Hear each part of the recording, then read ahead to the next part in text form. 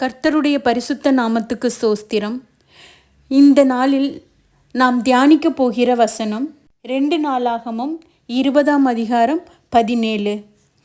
இந்த யுத்தத்தை பண்ணுகிறவர்கள் நீங்கள் அல்ல, யூதா மனுஷரே, எருசலேம் ஜனங்களே, நீங்கள் தரித்து நின்று கர்த்தர் உங்களுக்கு செய்யும் இரட்சிப்பை பாருங்கள்.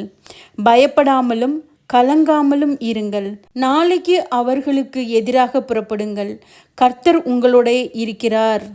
ஆம் தேவனுடைய பிள்ளைகளே, நாம் இந்த நாளில் எப்படிப்பட்டதான சூழ்நிலைகளை கடந்து சென்றாலும், சரீரத்தில் சுகவீனமா, கடன் பிரச்சனையோ, இல்லை நம்மை பயப்படுத்துகிறதான ஒரு காரியம், படிப்பில் தோல்வியா, வேலை இல்லாத சூழ்நிலையா, எதுவாக இருந்தாலும் சரி, நம்மை பயப்படுத்துகிறதான காரியத்திலிருந்து ஒரு வெற்றியை தந்து ஒரு வெற்றியுள்ள வாழ்க்கையை வாழ தேவன் இந்த நாளில் நம்மோடு இடைப்படுகிறார்.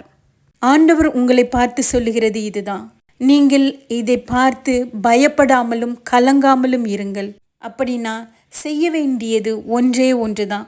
உங்களுடைய மனதை தேவனுக்கு நேராக நிறுத்தி தேவனுடைய சமூகத்தில் நம்மளை தாழ்த்தி நாம் ஜெபிக்கும்போது ஆண்டவர் நம்மளுடைய சத்தத்தை கேட்கிறவராய் இருக்கிறார். நம்மளுடைய பிரச்சனைகளிலிருந்து நம்மளை விடுவிக்கிறவராய் இருக்கிறார்.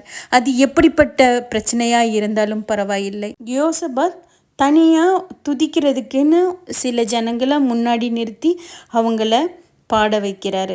அவர்கள் பாடி துதிக்க தொடங்கின போது யூதாவுக்கு விரோதமாய் வந்து பதவி இருந்த அம்மோன் புத்திரரையும் மோவாபியரும் சேயீர் மலை தேசத்தாரையும் ஒருவருக்கு விரோதமாய் ஒருவரை கர்த்தர் எழும்ப பண்ணினதினால் அவர்கள் வெட்டுண்டு விழுந்தார்கள்.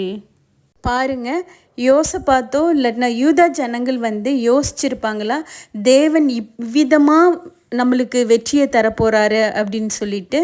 ஆண்டவர் எதையுமே சொல்லலை. அவர் சொன்னது இதுதான், நீங்கள் பயப்படாதிருங்க, கலங்காதிருங்க, யுத்தம் தேவனுடையது அப்படின்னு மட்டும்தான் சொன்னார். அப்போது யோசபாத் என்ன சொல்கிறாருன்னா, யூதாவே, எருசலேமின் குடிகளே, கேளுங்கள், உங்கள் தேவனாகிய கர்த்தரை நம்புங்கள், அப்பொழுது நிலைப்படுவீர்கள். அவருடைய தீர்க்கதரிசிகளை நம்புங்கள், அப்பொழுது சித்தி பெறுவீர். தேவனுடைய பிள்ளைகளே, நாம் இன்னைக்கு ஜெபிப்போமா? தேவனுக்கு நம்மளை ஒப்பு கொடுப்போமா? நம்மளுடைய சூழ்நிலைகள் எப்படிப்பட்டதாக இருந்தாலும் பரவாயில்லை, நாம் தேவனுடைய கரத்தில் இருக்கும்போது தேவன் நம்மளுடைய பிரச்சனைகள் மீது நம்மளுக்கு ஒரு வெற்றியை தருகிறவராய் இருக்கிறார்.